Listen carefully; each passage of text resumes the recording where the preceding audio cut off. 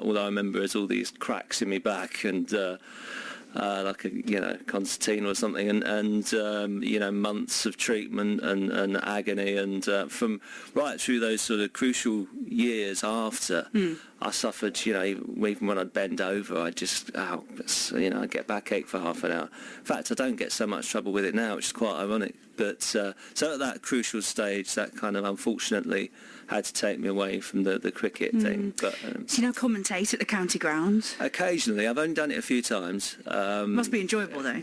Oh yeah, I love it. It's fantastic, absolutely brilliant. I mean, you get to meet some amazing characters, and you get to go in the members as well, which is great.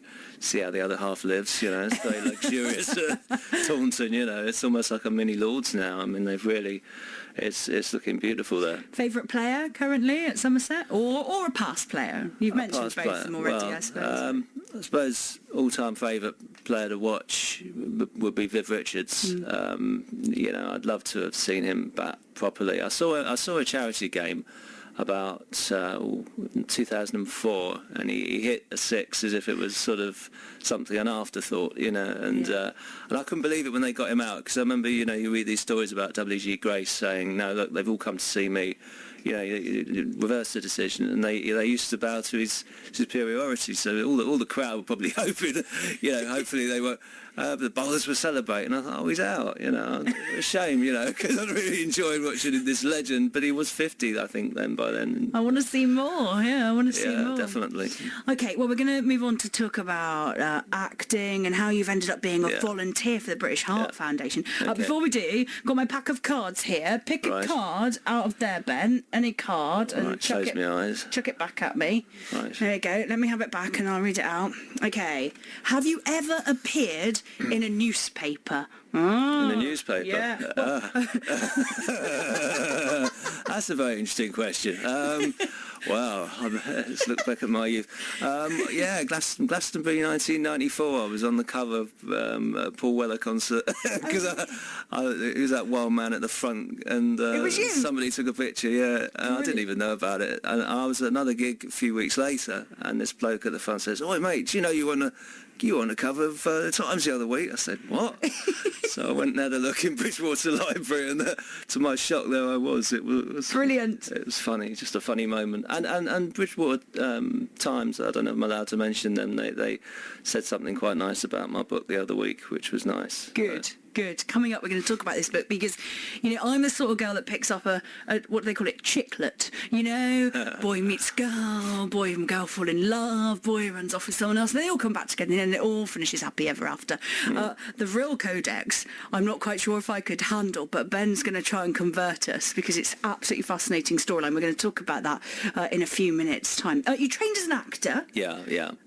Is it tough to make it as an actor? Is that why I'm not talking to you now as Ben Manning, the actor? Star of stage. Yes. Well, yeah. Yes, it is. I mean, in the acting field, I mean, when I was a little kid, I was in Corona Stage School, which, I mean, was the Italia Conti of its time. It closed about 15 years ago, I think now. So, and Dennis Waterman went there, and Ray Winston, I think, and but it was, it was interesting. I was in adverts and things and pop videos, Susie and the Banshees. I remember when I was about 5. Don't gloss over that. No, you were in the Susie and the Banshees pop video. Yeah.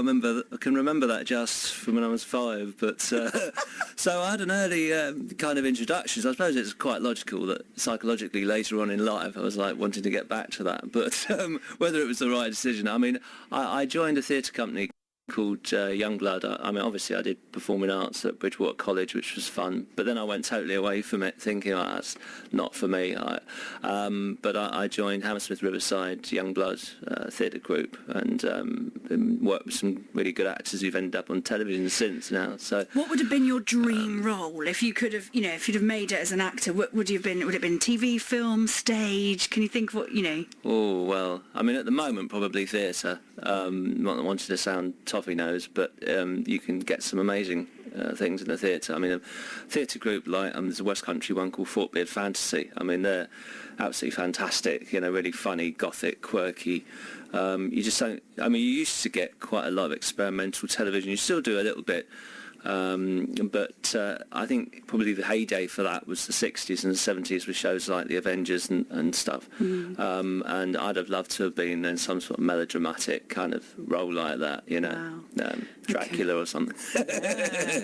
Coming up, we'll introduce you to the Vril Codex, which is Ben's first published book, part of a series. And we're also going to find out why today he's off to volunteer for the British Heart Foundation for a very personal reason. You're listening to BBC Somerset's Somerset Lives with Emma Britton. Manning to do, and he's a very interesting man. But my Somerset Lives guest this morning is Ben Manning from Nether Stowey.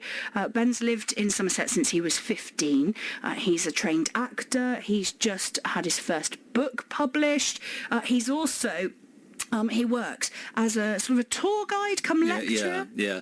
Well, basically, mostly, it's voluntary, but I sort of walk people that visit, usually tourists, around Coleridge Cottage in Nether Stowey, and it's closed at the moment, unfortunately. It's being refurbished, and it was fascinating. Last autumn we discovered Coleridge's original fireplace, which nobody knew it was actually even there. It sort of had a Victorian facade, and when they were sort of peeling it back to see what was underneath, they actually found, and they never even knew it was there. So lots of discoveries being made. So it's a very exciting time. That's going to be opening up again, hopefully later in the year. But yeah, no, I'd get to meet a lot of foreign students, mainly Polish and Czech, and walk them over the hills and just give them a good guided tour, in his footsteps. Because people tend to forget that though he's called a lake poet, he wrote all these greatest poems while he was in the West Country. I mean, he was from the West Country originally, he was from Devon. His happiest years, he admitted himself in autobiographies, were, in Nether Stowey. He wanted to stay, and it was only because of the period within which he lived, which was a bit like the way we get terrorist sort of hysteria now. It was like basically because he was friends with William Hazlitt and John Thirlwall, and particularly Thirlwall, who was I think imprisoned in the Tower of London at one stage for his sort of pro-French beliefs. There was a worry that Coleridge was a spy, and Coleridge and Wordsworth, with their strange talk up on the hills, were actually signalling to these boatmen out in the Bridgewater Bay, who were French, and that they were going to take over Somerset. And it was the government even